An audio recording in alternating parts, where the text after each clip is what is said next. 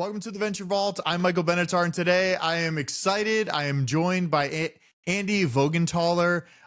You are the CEO, correct, of No Nasty, and this is kind of an awesome product. I was looking at it, and this is something that I need help with. Your company helps with bad smells on clothing, and my shirts, my cotton shirts that I wear sometimes to the gym, literally smell like I've never washed it before when I take them out of my laundry. It's so bad. So I'm excited. So how did you start this company and how did you develop this product? Yeah, well, I mean, thanks for having me first and foremost. I'm stoked to be here and to chat with you about it. And honestly, I'm a long time, product development person, serial entrepreneur, long time endurance athlete, old guy now, but still putting it out there best I can. And there's years of just competitive sports, triathlon, marathons, things like that, yoga, and really kind of lends itself to the name. And what we did was my co-founder and I went to an early morning yoga class, 6 a.m. and this is right around COVID time. And we, we're in class 6 a.m. and this guy comes walking in, Stinky Kevin, literally, walks in, plops his map down, plops his old stinky self down, and it was like the room starts heating up, and he's just like reeking everywhere. And honestly, I talked to Jurgen, and I said, you know what? I said, we could fix this because another company that I had created called Race Guards, like lifeguards, we do in-race medical for triathlons and marathons. And one of our sponsors had a formula that actually lifted and removed oils and bacteria. So the problem is that when you work out in your either cotton or more importantly, like if you've got a technical fabric, the oils and bacteria get stuck inside your fabric, in the fibers, right? And like detergents like Tide, Gain, all that stuff, it just covers it up with perfume. So it comes out of the wash smelling pretty good. But then as soon as you start heating up, it starts reeking again of that bacteria. So our formula, lifts and removes all the oils and bacteria to just make it clean and makes your activewear perform like it should. So that's kind of that how we got started. We actually went down that path with actually making it. We thought for sure it'd be like, we could probably make a $5 million business in laundry detergents specifically for yoga and really make it yoga specific. So we tested like with any good product development, you gotta do testing. So we ended up doing a sample website, driving yogis to it, and everything looked like the bottles looked like Swell bottles, lavender and seafoam green, and the funny thing about it, Michael, was that everybody that came back said, absolutely, we're wearing Lululemons, we're wearing Viore, we want a detergent that's going to care for all of our expensive stuff, right? But hey, we do other stuff. We run, we got kids that play soccer and lacrosse and they stink like all holy hell.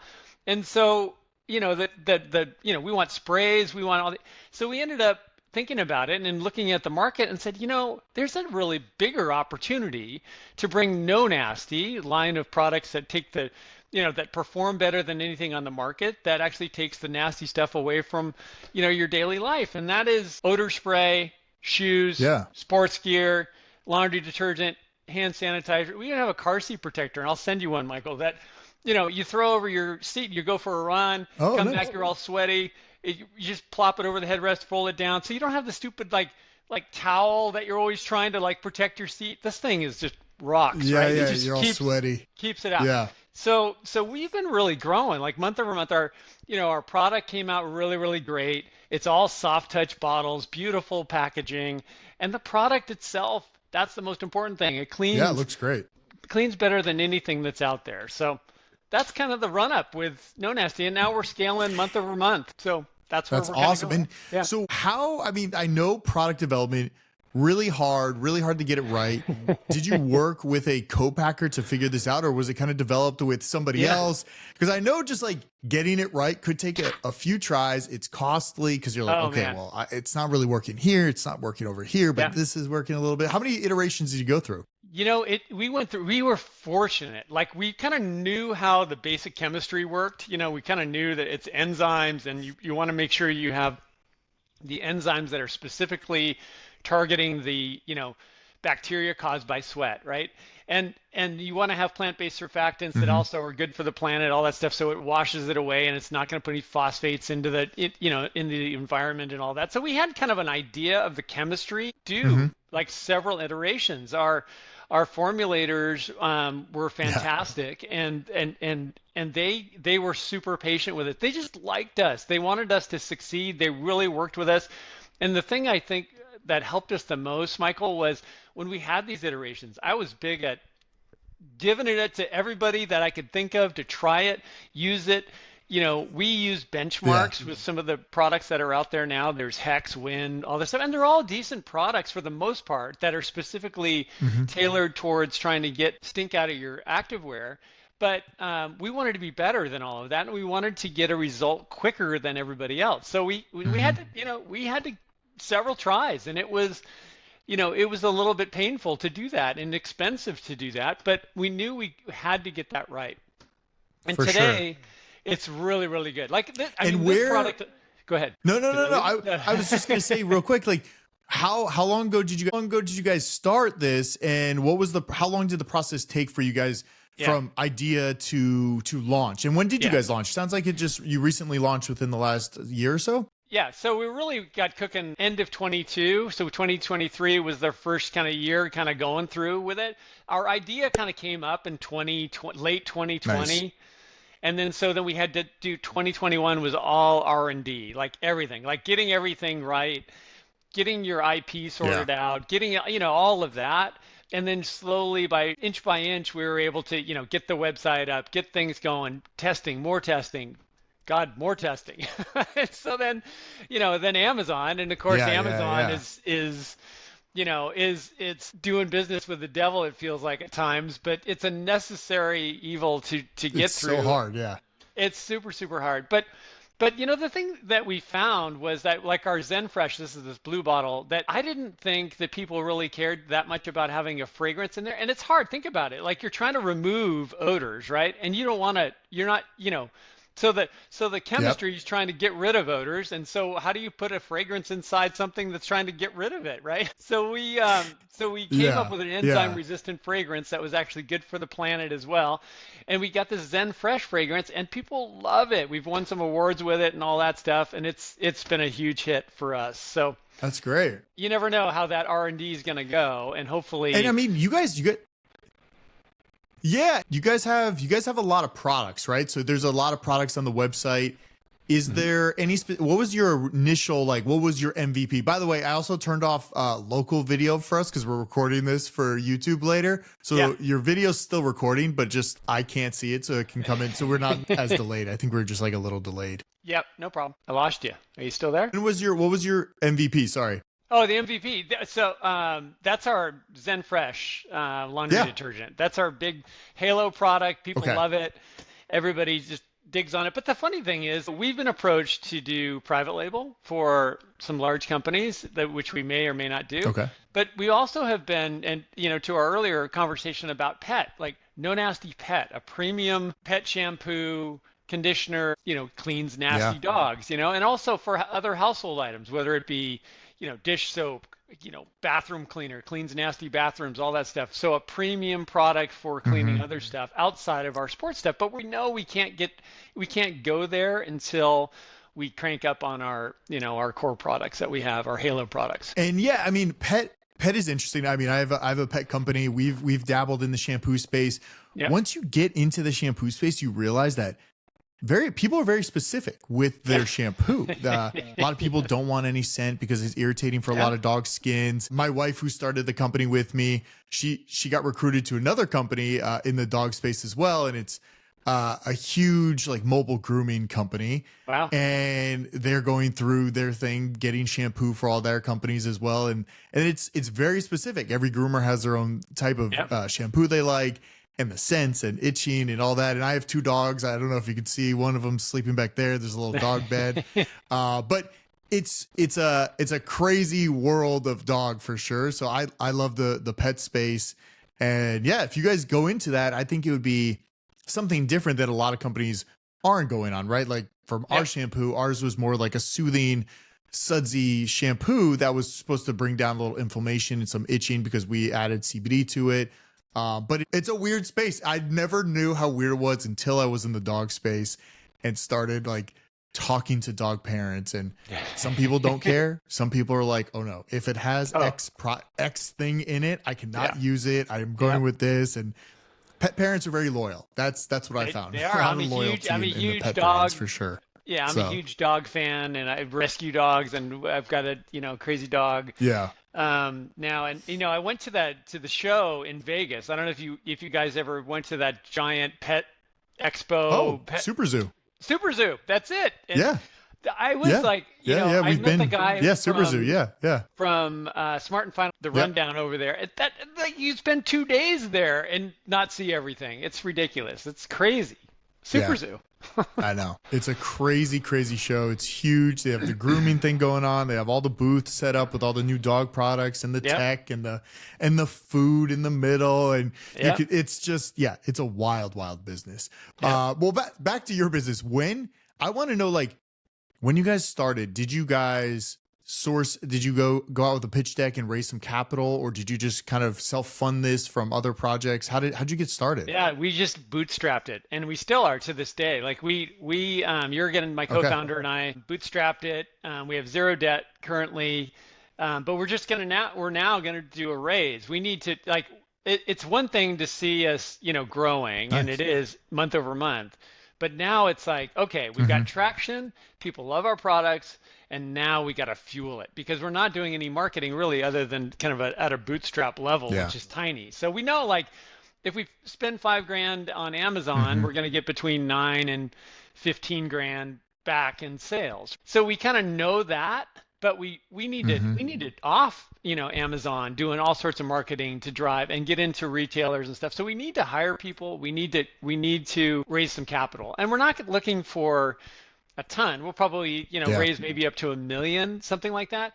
But so you're in this like angel, we're too small for, VC, that kind of stuff. So we're in that little weird kind of growing up period, So what, hey, well, inch by inch is fine, but we really want to fuel it. Where are you guys going to be looking for that source? Because we did a crowdfund and we did a safe, and we had people invest that way into our company.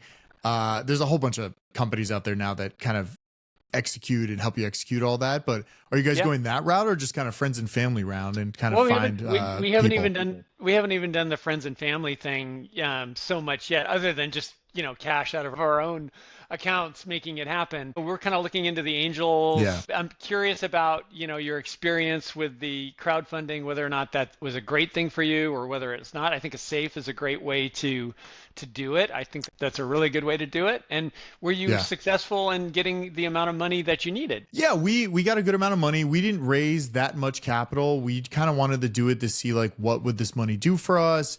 So we ended up raising about in kind of I think the third year we were around, so 2019, 20, somewhere around there. And I think it was great. I really like that a lot of people had their eyes on it. It started, it got more fans for you as well. So people were invested into the company. We went down the angel round as well and started like interviewing and talking and pitching and doing all this stuff.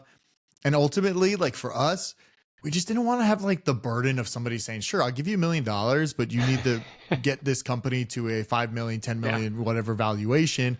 And for us, we didn't come from the startup world. We didn't know much about it. So it was very new to us, but obviously we learned a lot along the way. I kind of like the smaller, let's get a little sum of money, see what we can do with it. Maybe we can prove our concept a little more for an angel investing or a friends and family round to get a little more money. But the crowdfunding source is not like a Kickstarter, but where you can do the safes. I found everybody was really into it and they wanted to invest, and some people invest large on there. A lot of investors we chatted to and pitched, they were not as interested in going down that route. They're like, we want a better deal. We want to do debt or something like that. So it just kind of depends. And if an angel investor is going to give you and start the kind of initial round, like I would probably go down that route, but we didn't want it. And then it kind of worked out. We're still here today. And it was just like enough to kind of like figure out what we needed to do in a way. Yeah. No, that's good. So I guess you can go any way you want.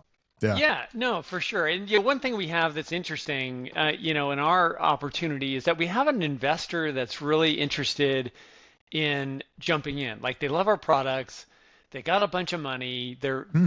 they want to jump in, but they don't want to be the lead investor for personal and business Hmm. reasons, and I'm not sure what those are, but they have the reasons. But they said, "Hey, you find Yeah. somebody, Yeah. I'm in to match it. Yeah. I'm in, like, hey, you get, somebody in for 500,000, we get 1 million. Like it's like they're in. So now it's a Yeah. matter of trying to find somebody that, can see the vision and see where we're going and look at what we've got already started.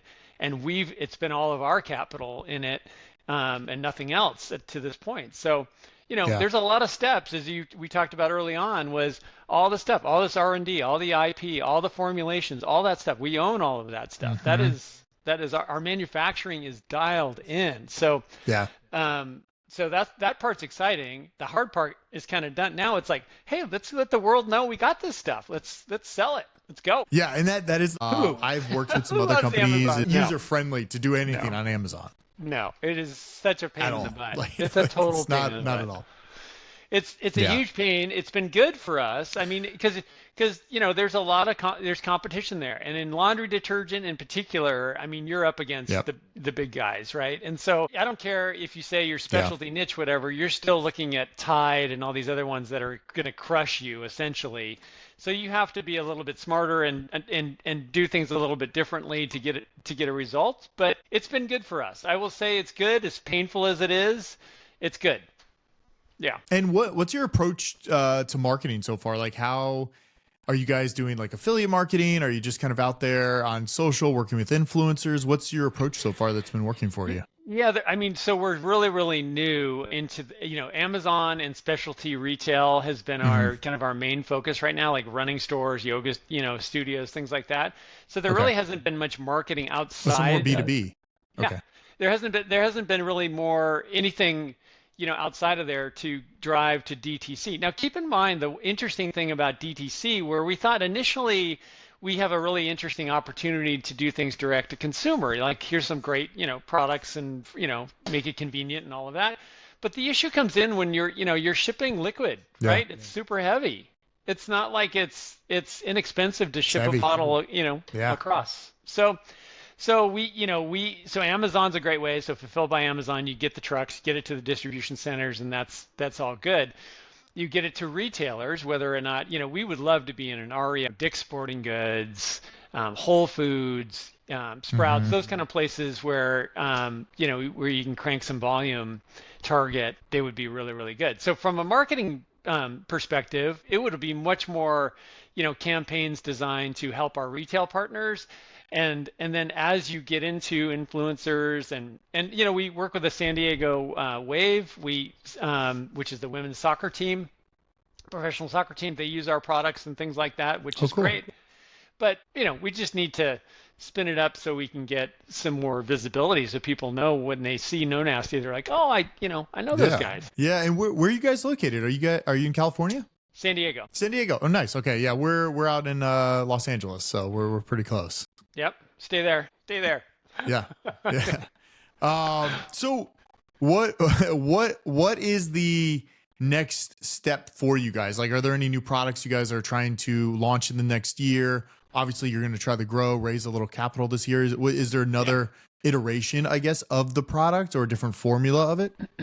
Well, there's a couple things. One is that we really see an opportunity. There's another fragrance that we think could be really, really interesting for the laundry detergent, just to have maybe a third one in there. We have an unscented, our Zen Fresh, which Hmm. is amazing, and then there's this other one that we may do. But beyond that, I mean, we have sanitizing sprays and all of that. We could do that. But I think what Yeah. we're going to do, we've been approached, as I mentioned, with some private label things to do other products, and we'll just have to see if it makes sense for us to do that under the No Nasty brand name or not.